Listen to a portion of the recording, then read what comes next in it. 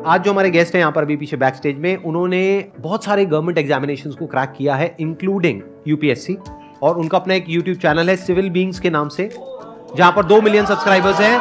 Please give an energetic and warm welcome to the one and only Sagar Duneja.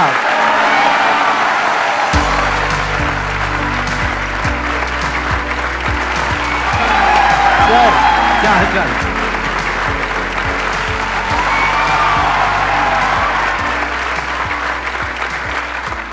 आइए बैठिए। सबसे पहले मतलब आपको थैंक यू करना चाहता हूँ, बिकॉज मेरी यूपीएससी प्रिपरेशन के दौरान आपका बहुत बड़ा योगदान रहा है।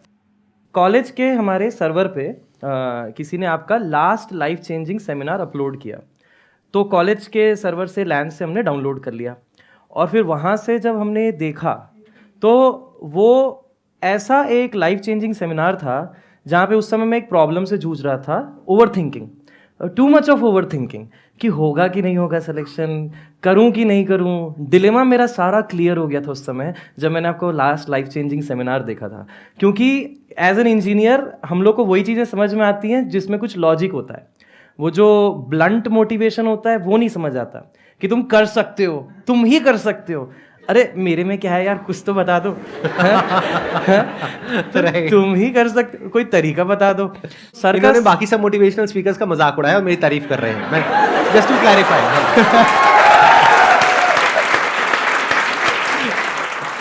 वो जो वीडियो है 2 घंटे 11 मिनट 28 सेकंड की, जिसमें 1 घंटे 12 मिनट 13 सेकंड पे ओवर थिंकिंग के बारे में बताना सर शुरू करते हैं, तो वो वाला पोर्शन तकरीबन मैंने 100 बार देखा होगा, ताकि ये इनकी बातें दिमाग में घुस जाएं कि ओवर थिंकिंग नहीं करनी है, रिजल्ट के बारे में नहीं सोचना है, बस तैयारी करनी है, मेहनत करनी है और 100% देना है।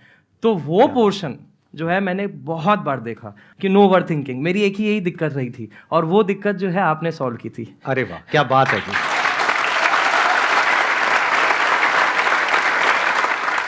ये बहुत बड़ी बात होती है यूपीएससी को क्रैक करना, क्योंकि लाखों बच्चे चाहते हैं लेकिन बहुत कम का हो पाता है। जी।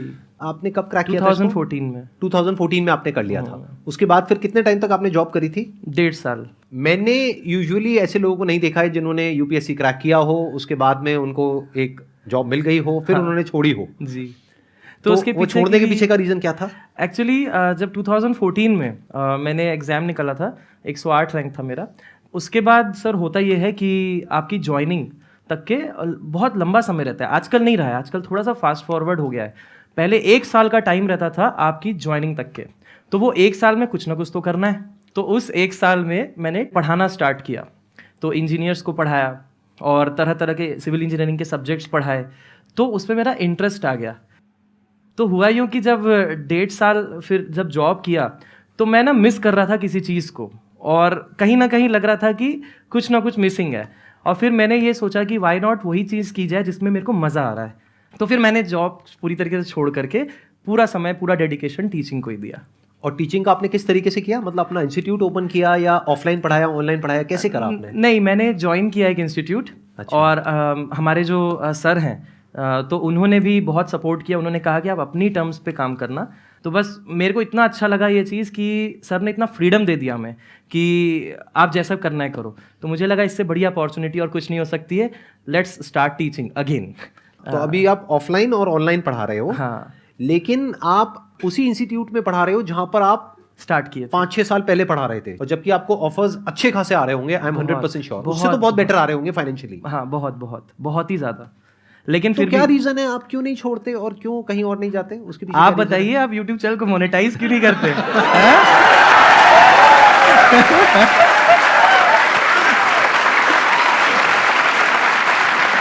नहले पे धैला। कुछ चीजें होती है ना जो एथिक्स और मॉरल से एसोसिएट हो जाती हैं, और एक लिमिट के बियॉन्ड ना फिर वो एथिक्स मॉरल्स फिर रखना अपने अंदर वो ज्यादा वैल्यू करता है रादर देन स्विच करना। उसके अलावा आपने और भी कई सारी गवर्नमेंट की जो एंट्रेंस एग्जामिनेशंस होते हैं उसको क्रैक किया है। बहुत सारे, यूपीएससी के अलावा सारे जितने दिए, सब जितने भी हैं सब क्रैक किए हैं। मतलब जितने मैंने दिए हाँ, सभी क्लियर किए।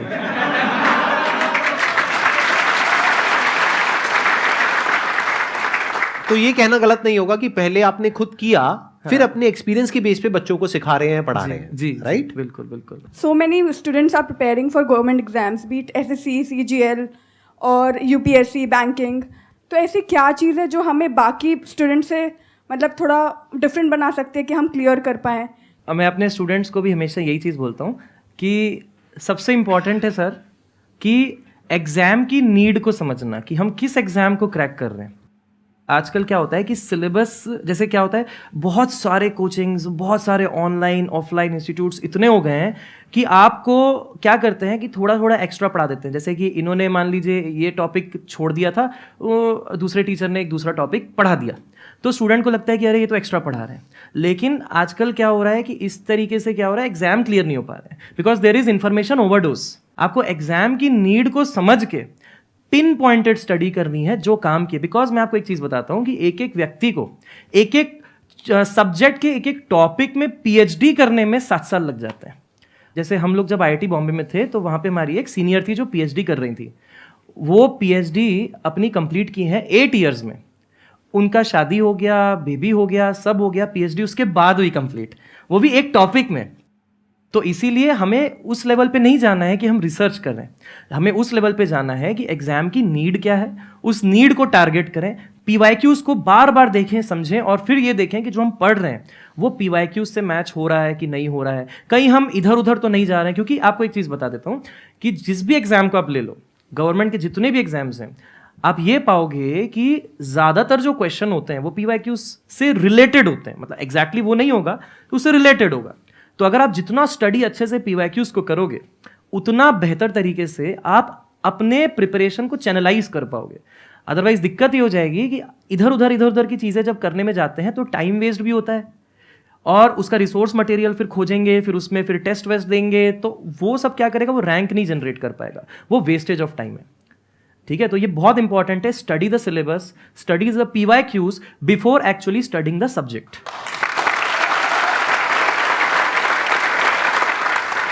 And it makes so much sense to me what you just said कि ये बेसिकली क्या होता है, सिर्फ एंट्रेंस में ही नहीं, अगर मैं एंटरप्रेन्योरशिप के एंगल से भी बात करूं तो ये बात बहुत ही रेलेवेंट है जो अभी इन्होंने बोली है।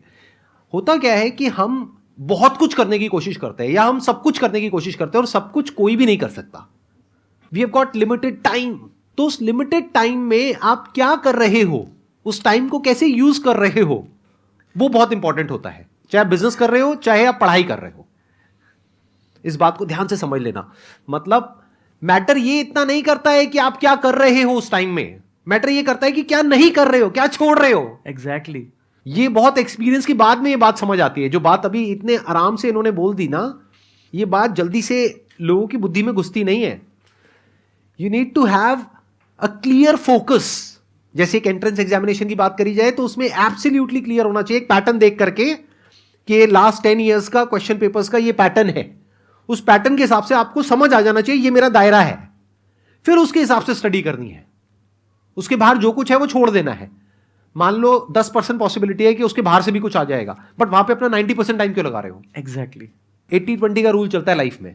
20% of the efforts generates 80% of the results. तो मैटर ये करता है वो 20% एफर्ट कहां जा रहा है आपका।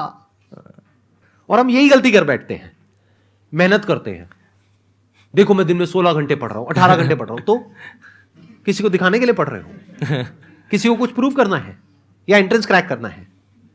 इसको ऐसे देखो, मेहनत किसे कहते हैं, जहां पे कुछ एफर्ट करना पड़े, बिल्कुल, और एफर्ट करने में मजा ना आए। क्लियर, यही है ना मेहनत की definition.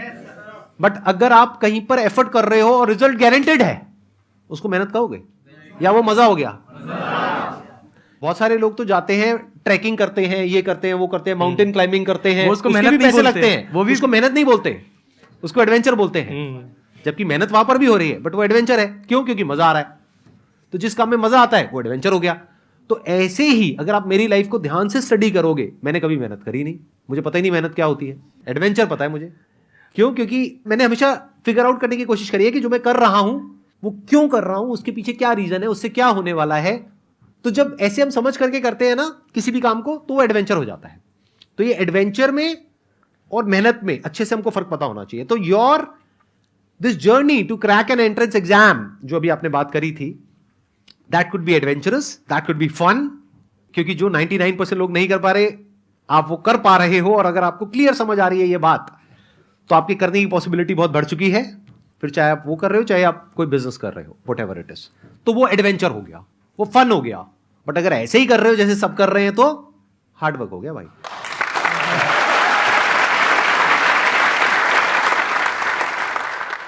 Sir my question is कि जब हम कुछ भी एक टॉपिक पढ़ते हैं या एक सब्जेक्ट पढ़ते हैं, वो टाइम इतना कंज्यूम हो जाता है वहाँ पे कि हम अदर सब्जेक्ट्स को टाइम नहीं दे पाते हैं। और एट द एंड जब हम रात को एनालिसिस करते हैं कि हमने होल डे में क्या किया है और कहाँ पे हम लैग कर रहे हैं, तो फिर हमें गिल्टी भी फील होता है, रिग्रेट भी हो रहा होता है। इस चीज़ को, इस प्रॉब्लम को हम कैसे ओवरकम कर सकते हैं? ये एग्जैक्ट सेम प्रॉब्लम मेरे प्रिपरेशन के दौरान भी मुझे हुई। तो मैंने अपने आप से कुछ सवाल पूछे। मैं आपसे भी वही चीज़ पूछता हूँ, यस सर। ये टाइम टेबल बनाया किसने? काइंड ऑफ लाइक हम नहीं, खुद ही किसने डिसाइड बनाया? करते खुद ही हैं। डिसाइड Yes, किया। टारगेट पूरा कौन नहीं कर पाया? हम खुद ही नहीं कर पाए। किसको दोष दिए? अपने आप को। अपने आप को। Yes. तो अगले दिन टाइम टेबल को मॉडिफाई भी तो करना पड़ेगा। कोई चीज जब पहली बार एक्सप्लोर की जा रही है, how can you exactly know कि आप कितने टाइम में उस चीज को खत्म कर पाएंगे? तो एक तरीके से आप ऐसी चीज के लिए खुद को दोष दे रहे हो जो आपकी गलती की वजह से नहीं हुई है। बिल्कुल ठीक बात है। तो ऐसे चीज के लिए दोष खुद को देना ही क्यों है? जब मेरे साथ ऐसा कई बार हुआ होगा, तकरीबन 50 बार हुआ होगा, तो मैंने ये चीज रियलाइज की सोच के बैठ के कि मैं किस चीज के लिए खुद को दोष दे रहा हूं। यार ऐसी चीज के लिए जिसको मैं जानता नहीं हूं, उसको मैं फर्स्ट टाइम जानने की कोशिश कर रहा हूं, मुझे क्या मालूम कि कितना समय लगने वाला है। तो अब टाइम लग गया तो लग गया, गिल्टी फील करने वाली क्या बात है? एटलीस्ट टॉपिक तो समझ में आया, कोई बात नहीं। अगले दिन थोड़ा मैं सोच समझ के और सही तरीके से कोशिश करूंगा, इटरेट करके, कि अब मैं थोड़ा और करेक्ट टाइम दूं। ये इटरेटिव प्रोसेस है। जैसे जैसे आप करते जाओगे ये इटरेशन सही बैठता जाएगा, उसमें भी मार्जिन ऑफ एरर है। लेकिन जैसे जैसे आप पढ़ाई को आगे बढ़ाओगे, आपको रियलाइज होना शुरू हो जाएगा कि इस टॉपिक को करने में लगभग इतना समय लग सकता है। इट्स ऑल इटरेशन, क्योंकि जो भी चीज़ फर्स्ट टाइम की जा रही होती है वो इटरेशन होती है, और उसमें खुद को गिल्टी करके वहां पे काम को रोकने कोई मतलब नहीं है। समझे बात? एक्सीलेंट पॉइंट जी, बहुत बढ़िया पॉइंट।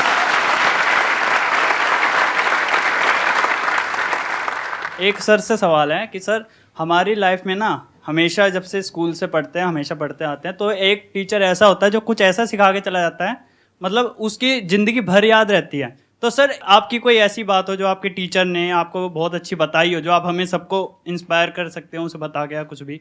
ये है हमारे NIT रायपुर के प्रोफेसर हैं, डॉक्टर समीर वाजपेयी। एंड जब हम जब प्रिपरेशन डेज की बात कर रहा हूँ कॉलेज की, तो उस समय गेट की जब मेरे को तैयारी करनी थी, गेट का एंट्रेंस एग्ज़ाम जो होता है IITs में एडमिशन के लिए और PSUs के लिए, तो उस समय हमारे रायपुर में ऐसा कोई कोचिंग इंस्टीट्यूट मतलब ऐसा कुछ नहीं था जो मतलब गेट की तैयारी उस लेवल पे करा दे जैसी हमको चाहिए। हमको चाहिए कि हम सीधा टॉप रैंक पे लाएं। तो उस टाइम पे मैं सेल्फ स्टडी करता था, and he was the person जिनको मैं मतलब क्लियरली बता पाता था कि सर मैं गेट की तैयारी कर रहा हूँ। एवरी टाइम समीर सर हम लोग को यही कहते थे कि बहुत अच्छा कर रहे हो, मेरे को भी यही बोलते थे बहुत अच्छा कर रहे हो, करते रहो करते रहो। तो मतलब एक टीचर वो होता है जो अपने स्टूडेंट को नो मैटर व्हाट उसको बेस्ट से बेस्ट परफॉर्म करने के लिए हमेशा मोटिवेट करते रहे, चाहे वो स्टूडेंट कैसा भी हो, क्योंकि ना कौन सा स्टूडेंट कब क्या कर जाए कुछ पता नहीं है। बहुत बढ़िया, थैंक यू सो मच।